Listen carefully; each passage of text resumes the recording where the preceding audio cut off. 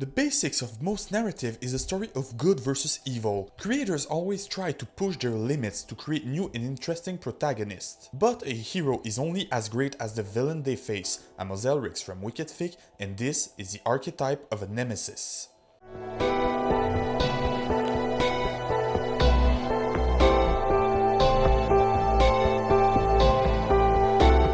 Finding its origin in Greek mythology, the Nemesis comes from the goddess of the same name. Often associated with vengeance, her name literally means to give what is due. The Nemesis is the biggest nightmare of your character, their ultimate enemy, their biggest foe.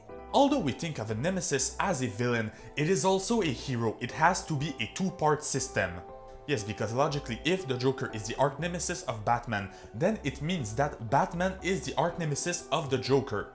They are opposite just as much as they complete each other. We can often observe a link between the two parties. The Joker thinks Batman is as crazy as he is. Ocean Master is the half-brother of Aquaman. Hell is as smart as light. Vlad Plasmius and Danny Phantom gain the same power from the same source, and so on.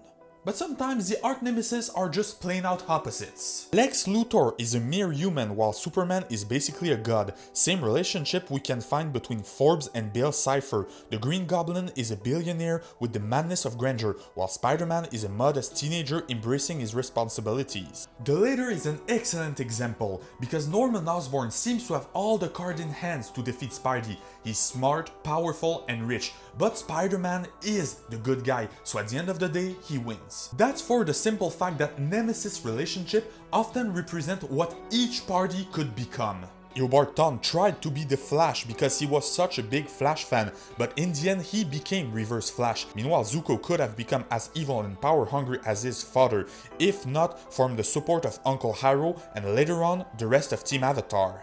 What differentiates an arch-nemesis from a normal enemy is the fact that the nemesis is much more important and much more permanent. Often, if the nemesis goes good, changes side, or even dies, it's a turning point in the story, if not the end of the story altogether. The question that divides creator is, does a hero can have more than one nemesis? I personally don't have the answer. For me, it's obvious that the arch-nemesis of Spider-Man is the Green Goblin, but I also see why Dr. Octopus could be a fitting title, or even later on, Venom. But just like everything else in fiction, it's a question of experiment and point of view. In the meantime, remember that creativity is subjective, and as always, thanks for watching.